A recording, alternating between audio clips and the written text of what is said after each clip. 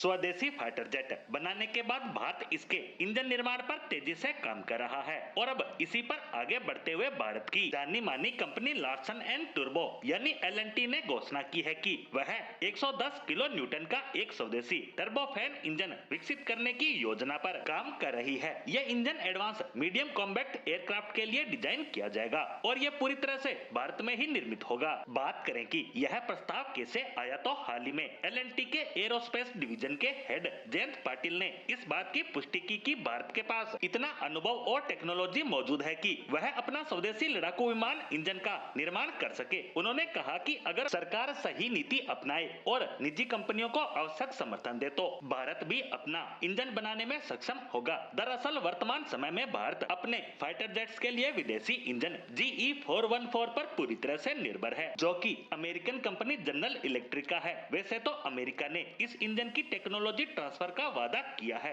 लेकिन इसके लिए काफी लंबी चौड़ी शर्तों को भी जोड़ा गया है। इससे पहले भारत ने फ्रांसीसी कंपनी सेफ्रॉन के साथ अपने स्वदेशी कावेरी इंजन को विकसित करने का प्रयास किया था, लेकिन टेक्नोलॉजी ट्रांसफर में बाधाओं के कारण यह प्रोजेक्ट आगे नहीं बढ़ पाया। ऐसे में एलएनटी का ये ऐलान भारत के लिए किसी बड़े गेम चेंजर की तरह है। दरअसल एलएनटी ने सरकार के सामने एक स्पष्ट रोड मैप रखा है, जिसमें मुख्य 3 बिंदु शामिल हैं और इनमें पहला है कंसोर्टियम मॉडल, यानी इस इंजन को विकसित करने के लिए LNT, Mahindra, Tata advance system और अन्य एरोस्पेस कंपनियां साथ मिलकर काम करेंगे। इससे न केवल रिसोर्सेज बढ़ेंगे बल्कि अनुभव और टेक्नोलॉजी भी साझा की जा सकेगी। दूसरा है सरकार का सहयोग। दरअसल सरकार को एआई सिंड्रोम से बचना होगा और उच्च गुणवत्ता के रक्षा उत्पादों को प्राथमिकता देनी होगी। डीआरडीओ की gas turbine research establishment lab के रिसर्च और निजी कंपनियों की मैन्युफैक्चरिंग क्षमता को जोड़ना होगा। तीसरा है स्वदेशीकरण और वैश्विक प्रतिस्पर्धा, यानी भारत अगर इस इंजन को सफलतापूर्वक बना लेता है तो वह